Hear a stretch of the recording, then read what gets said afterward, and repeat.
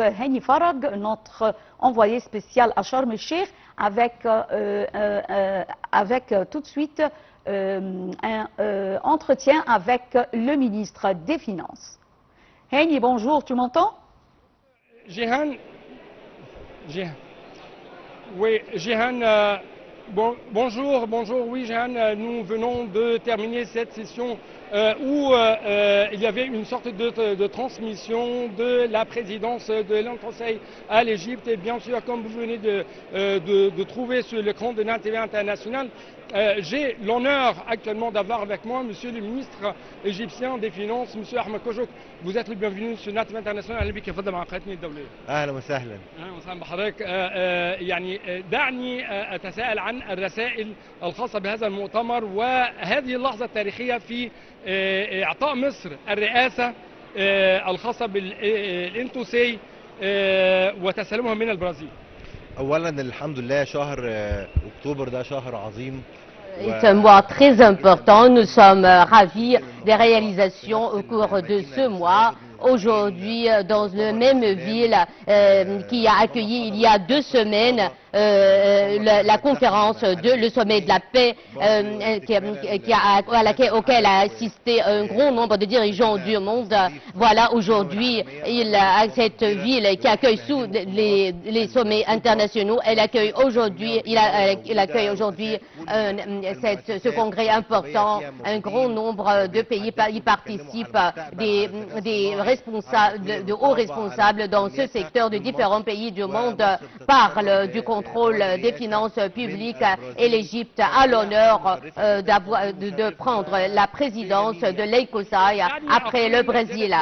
Permettez-moi de dire, Excellence, le ministre, l'IA ou l'intelligence artificielle est une des questions les plus importantes à laquelle accorde la priorité le 25e congrès de l'ECOSAI. Comment cette nouvelle technologie constitue-t-elle une menace au contrôle des finances, aux finances publiques, mais en même temps on peut l'exploiter en faveur du contrôle public. L'objectif du contrôle des finances publiques est d'améliorer la situation, d'augmenter les compétences et non pas la détection des erreurs. L'IA est une technologie très sophistiquée qui peut nous aider en réduire le temps, en haussant les compétences, en la modernisation des institutions, en en détectant les erreurs et en améliorant la performance. Les discussions à ce sujet lors du 25e congrès seront très enrichissantes. L'audit et le contrôle des finances publiques s'avère un des facteurs les plus importants est un vecteur essentiel pour la construction de la réputation de l'État. Au cours des derniers jours, les États qui luttent contre la corruption sont les plus attractifs pour l'investissement.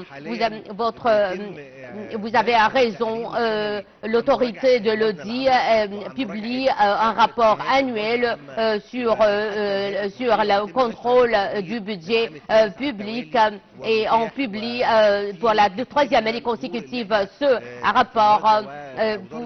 En tant que ministère des Finances, nous accordons une grande priorité à ce rapport pour réaliser la transparence et la crédibilité et pour en prendre et c'est très important, est un facteur essentiel dans notre travail. Nous voulons toujours progresser et cela ne peut se réaliser qu'à travers le contrôle et aussi grâce à la volonté de la direction politique. Oui, certainement. Nous sommes très fiers de la coopération au niveau international. Nous coopérons avec des institutions internationales pour en profiter de leur expertise pour réaliser la complémentarité en la matière. Nous souhaitons que le 25e congrès sera enrichissant et je suis sûre que tous les participants vont beaucoup jouir de leur présence à Sharm el-Sheikh. Comme vous venez de regarder, nous venons d'avoir avec nous ce NATV International, monsieur le ministre, qui était bien sûr l'un des acteurs très essentiels pendant la session de l'Ancosaï. À vous, au studio. Farag, notre envoyé spécial à Sharm el-Sheikh pour suivre les activités de la 25e édition du Congrès international de l'Ancosa. Alors, une très petite pause et on se retrouve tout de suite.